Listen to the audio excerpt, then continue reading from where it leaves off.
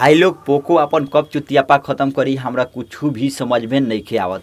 फिलहाल में ही पोको अपन C51 फोन के लॉन्च कैले बा 8500 में 467 वेरिएंट वाला। और ये किरण भाई लोग पोको C51 फोन है ही ना, बल्कि ये रेडमी के A1 प्लस है या पोको C50 है। मतलब सेम ही फोन के रिलॉन्च कैले बा खाली चुतिया बनावे खातिर। मतलब जितना भी कचरा पड़ल रहा ई दोनों फोन के और फेंके जात रहा वही के एगो फोन में लगा के रिलॉन्च कैले से थोड़ा इन्होंने करके देखो लो भाई लोग। आज हमें के बारे में पूरा तो सच्चाई बतावे वाला बानी, फोन कैसन बा, काहे घटिया कहता नहीं और का कमी बा, सब कुछ बतावे वाला बानी आज के ये वीडियो में। देखो लो भाई लोग, वीडियो को पूरा देखे लोग आता लोग के बहुत ज़्यादा बचत हुई पैसा की। आ सबसे जरूरी बात तो ये बात तो हर लोग भोजपुरी में टेक्निकल वीडियो देखे के मिलता है। हर लोग का भाई सिर्फ राजा ही दे पाए। ऐसे चैनल के सब्सक्राइब काहे नहीं खोलो करत, खाली वीडियो काहे देखता लोग। चैनल के सब्सक्राइब करके बेल आइकन के दबा दलो। चलो लो भाई लोग, ये वीडियो को हम करता नहीं शुरू। सबसे पहले बात करिए एक और डिस्प्ले के में तालो के 14.52 इंच के एगो HD प्लस डिस्प्ले देखे के मिली, जोन की 60 रिफ्रेश रेट के साथ बा, 120 हर्ट्ज सैंपलिंग रेट बा और 400 निट ब्राइटनेस बा। 400 निट ब्राइटनेस बा। चलो ये धूप वगैरह के मामले में भी काफ़ी होता घटिया बा, धूप में ले जब तो तनी क्लियरिटी भी ना दिखाई। ओकरा साथ ही HD प्लस डिस्प्ले बा। चलो इतना प्राइस पर हमनी के इतना ही उम्मीद कल जा सकता, लेकिन इनमें कैमरा का जो मॉड्यूल बा यू शेप में बा, काफ़ी ज़्यादा पुराना बा, घटिया टाइप का फीलिंग करावता भाई। कुछ तो बदलाव हो रही, तो डिस्प्ले भी सेम ही बा। इनमें तो लोग का मीडियाटेक के हेलियो G36 वाला प्रोसेसर देखे के मिली। और यकीन मान लो भाई लोग, ये प्रोसेसर बिल्कुल ही घटिया प्रोसेसर बा। मतलब कि गेमिंग खातिर भी नहीं बनल, कोनो भी काम खातिर नहीं बनल। और तू लोग यकीन मान लो 1500-1600 रुपया लगावता लोग तो G85 वगैरह प्रोसेसर देखे के मिल जाए, G88 भी देखे के मिल जाए, 2000 रुपया लगावता लोग 2021-22। मतलब देखो लो भाई हमने कुछ पैसा बढ़ाते हैं जो तो कितना अच्छा प्रोसेसर देखे का मिलता। और ये घटिया वाला प्रोसेसर इनमें लागल बा, जो कि काफ़ी ज़्यादा हैंग लेग गरम वगैरह सब कुछ होला, जो कि मज़ा बिल्कुल भी ना आयल। ये देखते हुए हमारा ई फोन में हमने के 5 mAh के बैटरी देखे के मिली और सिर्फ 10 वाट के स्लो चार्जर। चलो ठीक बा भाई, हमने के ई प्राइस पे यह उम्मीद कल जा सकता, ये बात तू लोग भी समझता रहो। लेकिन देख लो भाई, टाइप C ना देते हुए इनमें ताहरा लोग के माइक्रो USB देखे के मिली। काफ़ी ज़्यादा चुतियापा फील भाई करावे के कोशिश कर गई बा, मजा बिल्कुल भी नहीं यार। मतलब ये क्या मतलब बनता भाई कि टाइप C ना दे भाई 2023 में ई सब दे, ये बिल्कुल ही कमी वाला बात ना। और रेडमी पोको ये क्या मौज करता रहे भाई, 1200 में ये काम कर ले, में ये काम कर ले, क्या चाहता रहते बोल।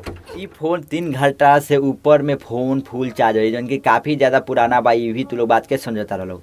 ये फोन में 8 MP के बैक में कैमरा देखे के मिली, डॉल कैमरा बा, लेकिन एक ही कैमरा बा। साथ ही में फ्रंट में 5 MP के कैमरा बा। कैमरा क्वालिटी काफ़ी ज़्यादा घटिया बा।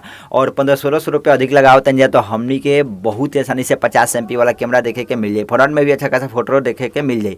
और इनमें काफ़ी ज़्यादा घटिया क्वालिटी निकाली भाई, फोटो मजा ना आयल बिल्कुल ही। फोटो निकाली तो अच्छा तो मनती को मतलब बनी, और साथ ही में 8 MP के ही दी अच्छा से कस्टमाइज करके तो मजा आ जाए। लेकिन ये बिल्कुल भी काम नहीं करे, कमी वाला बात बा। आउट ऑफ बॉक्स ये फोन तारो के एंड्रॉइड 13 गो एडिशन पर देखे के मिली, और एक भी OS अपडेट एबे वाला नहीं के कैले, और 2 साल के सिक्योरिटी अपडेट देखे के मिली ई फोन में।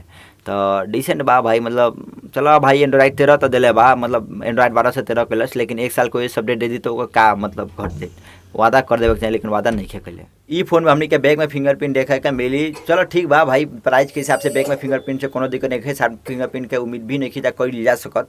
लेकिन एक साथ और सारा फीचर तो अच्छा देवे के चाहिए, तब तो मतलब बनी जे अच्छा एगो फोन रिलॉन्च भइल बा। भाई लोग ये फोन हमने के एक वेरिएंट में देखे के मिली, 460 के दाम बा 8500। और उम्मीद कर लो भाई लोग 1500 रुपये अधिक लगे वाला तो मोटो जी तरह ऑलरेडी मार्केट में पड़ल बा 428 वाला वेरिएंट के साथ। ओकरा साथ बहुत सारा एक्स्ट्रा फीचर, हेलियो G85 वाला प्रोसेसर, कैमरा भी 50 MP के, बहुत सारा फीचर एक से अच्छा बा।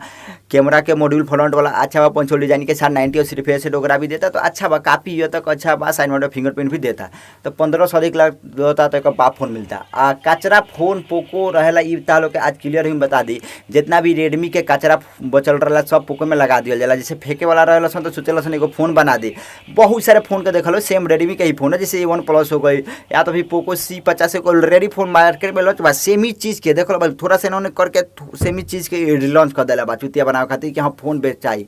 ये फेंके वाला रहा कचरा में, लेकिन सोचल का फेंकल जाओ, रिलॉन्च कर लिए तो कुछ पैसा बची। आई फोन का मत परचेज करे लोग। एक किरण भाई लोग सबसे ज़्यादा मदरबोर्ड डेड होला तो पोको के ही फोन होला। ये उम्मीद करो भाई लोग, हमारे कई सारे फोन के मदरबोर्ड डेड भइल बा, हमारे चैनल पर वीडियो पड़ल होई, और बहुत सारा बॉक्स भी रहेला।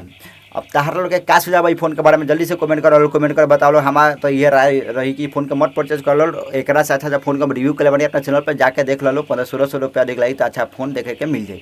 ये वीडियो का नहीं चाहे ज़्यादा लंबा खींचे, और ऐसे वीडियो के करते हैं समाप्त। मिले तहार लोग से अगला वीडियो में, तब तक खातिर बाय बाय। जय हिंद, जय भारत, जय बिहार।